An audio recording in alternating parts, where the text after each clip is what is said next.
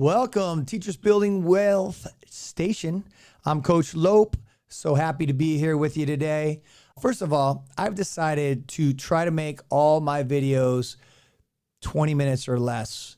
I want to get through these things, and it's so hard knowing what I know and wanting to share so much and go in depth about everything that pops up that I got to do a better job. Sticking to short and precise, and we'll dive in as we go along in further episodes. We're talking about the 5 biggest takeaways that I've learned in my financial education, and I call these the Foggy 5. These are the 5 financial half-truths that I believe mislead the masses. And if we can get a grip in these 5 areas of understanding what they actually are and mean, then we can decide what is best for us in creating wealth and creating retirement income. But you have to know these Foggy 5 truths. So today, first of all, if you missed the first episode, it was understanding compound interest. And we talked about knowing the difference between average interest and actual interest. So go back and watch that if you missed. Today, part 2 of the Foggy 5 is understanding accumulation versus a distribution strategy when it comes to retirement. All right, so let's go over quickly what we're going to cover today. So we're going to talk about each strategy and kind of what they mean in real simple terms. We're going to give some pros and cons of each strategy. We're going to talk about why accumulation is taught way more, who benefits from the different types of plans, the psychology of retirement income, because ultimately we all want to live without stress in our retirement years after we put 30 to 40 years of hard work into our careers. And then at the end of it, does one strategy work better than the other? The whole idea is not to convince you one way or the other. It's to educate you and use common sense. And at the end of the day, that's for you to decide. Okay? So let's take a look real quick. Most companies no longer offer pensions. So think about this. I love using common sense and logic. If the majority of really big, good, solid companies started pension plans to keep good employees, and we're going to do an education session on pension because it's super interesting. But here's all you need to know. Most have stopped offering pension plans and instead offer a money match. So the risk has shifted from them financing your cash flow the rest of your life when you leave the company, and the risk is shifted to you.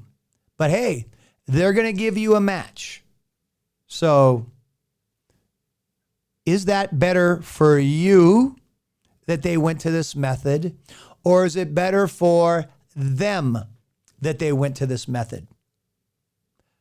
Common sense, okay? Common sense. They either care about your best interest or their best interest. So what does that mean to you? Now they're in an accumulation mindset where you need to build, and they'll give you a little match, versus when you used to have a cash flow situation where you'd always know how much money you have each month. And then you can decide where to store the extra. So you need to decide what strategy is better. Accumulation assets. These are things like your growth stocks, index funds, mutual funds, 401ks, 403bs for us, Roth IRAs, and a couple other things. Precious metals and collectibles are in that list. Those are accumulation assets. Now, when it comes to cash flow assets, us as teachers, we have our pensions. So we can really narrow down and know what our pension is going to be at what year we decide to retire. So we'll get to that and how to break that down in further episodes as well. For people that aren't teachers and have been paying into Social Security for years, there is a place you can go to look up to see what you can expect for Social Security when you retire. And we'll talk about that in further episodes. So besides those two main areas, obviously there's other ways that you can provide yourself with cash flow throughout life. Income properties, dividend paying stocks, and there's a couple others listed here that you can see. And we will definitely deep dive into these areas because I think it's critical. Relying on a pension alone or Social Security alone can be scary to many. So we'll definitely dive into that deeper. Okay, so you know the difference between the two. Both very critical. Which is better? Are either of them better? I like to look at the common sense approach. Okay?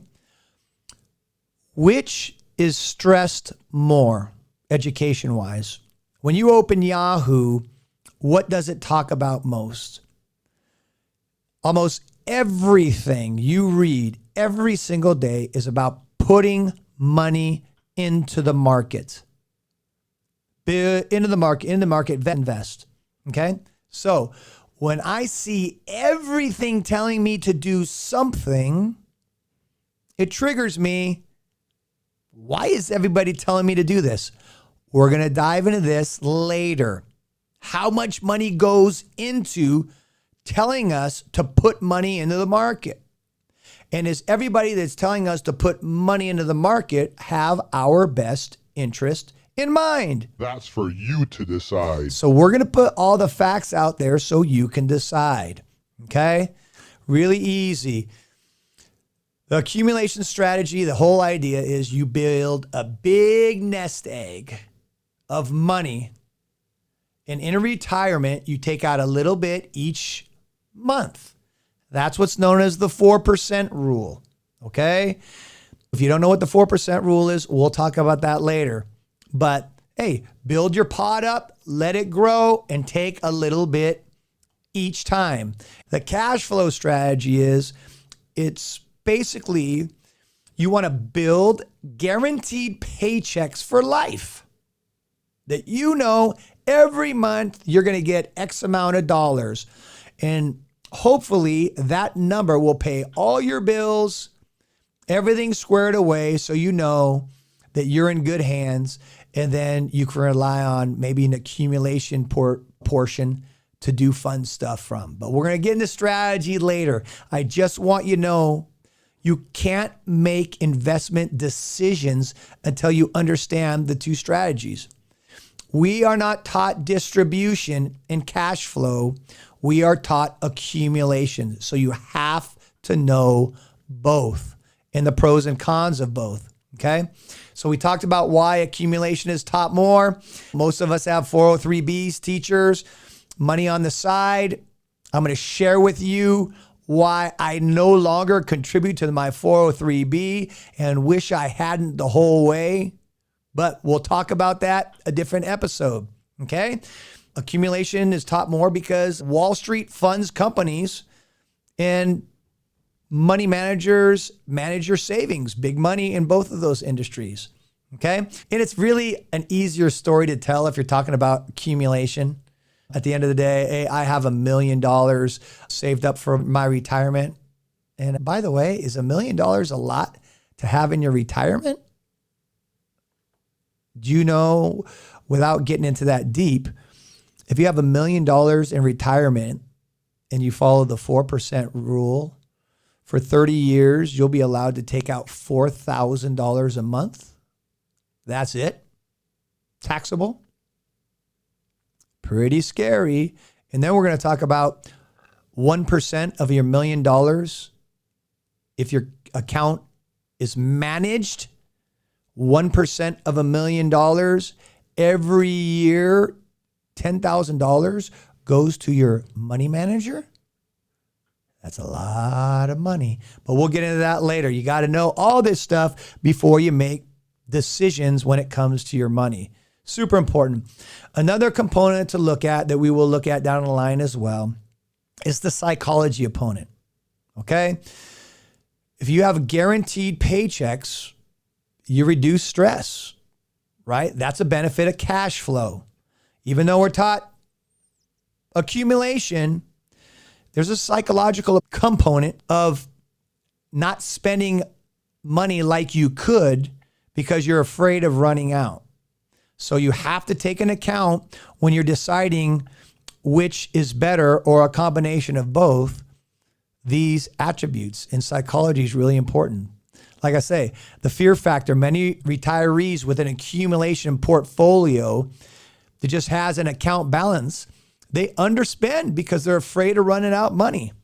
Listen, we're living longer, and that's scary for a lot of retirement incomes. So running out of money is a super important thing to look at. Okay. Mental health, there's a mental health component that's attributed to both areas. Obviously, it's less stress if money's coming in every month versus how much can I keep taking out? Is the market down right now? Because you're going to find out if you don't already know, you never want to withdraw from a retirement account when the market's getting beat up. And I'll have plenty of slides to show you how a nice portfolio, accumulated portfolio, can get crushed if you have to pull money in the down years. But there's strategies for that. We're just not taught them enough. One thing that I always talk about is surround yourself with people smarter than you. I strongly recommend a book by Tom Wall. Tom Wall has a PhD in retirement income planning. He wrote a book called Permission to Spend.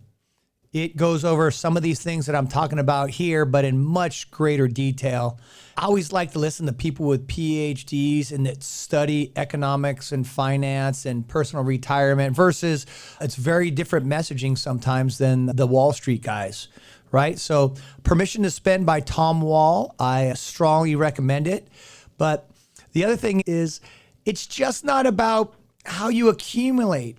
And my struggle was, and I think about, I had some great, nice financial advisors, but they never told me, especially early on, about opportunity cost when your money's tied up all the time and how we're going to get that money out once all this time has passed and I start needing it during retirement, and how I'm going to get it out during the down years.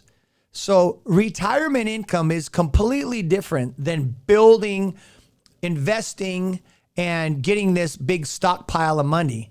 That's what we have to talk about, and we're going to do more so down the line. Okay?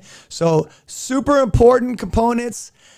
The key takeaways I want you to have: accumulation is when you build a big pot of money and you're going to rely on that for income.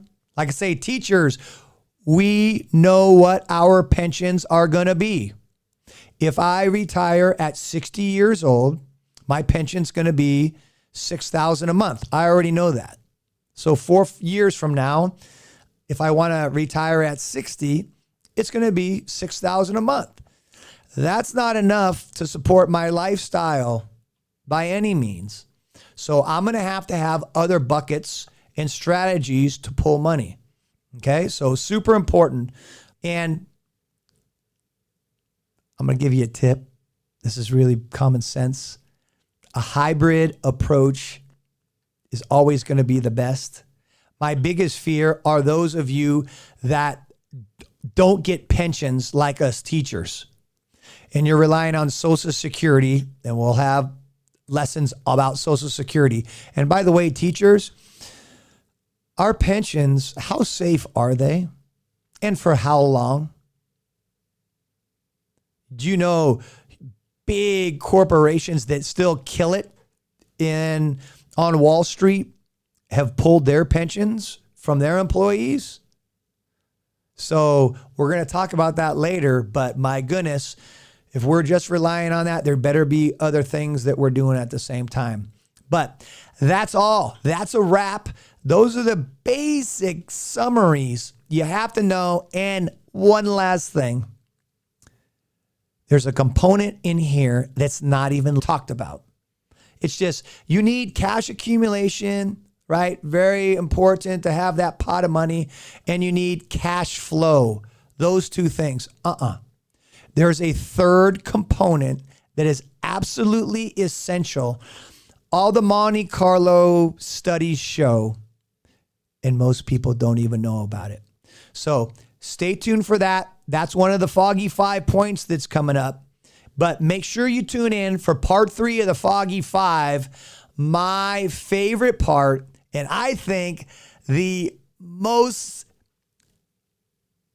undiscussed, is that even a word? I don't even know. I'm a PE teacher. Give me a break. But I do know my numbers and my finances. But the next one, the wealth's secret weapon, in my opinion, is opportunity cost. And that is part 3, opportunity cost, on the Teachers Building Wealth channel. Make sure you don't miss it, because I'm going to share with you the story that changed my financial future and how I almost lost it because all my money was tied up and my opportunity cost was lost. You do not want to miss that story. But in the meanwhile, remember, discipline always wins with finances. Be safe, be good to one another, and God bless. Let's go. Discipline wins when you know your worth. Money in line with your dreams on earth. Strategy tight like a soldier's march. Financial freedom, that's where we start.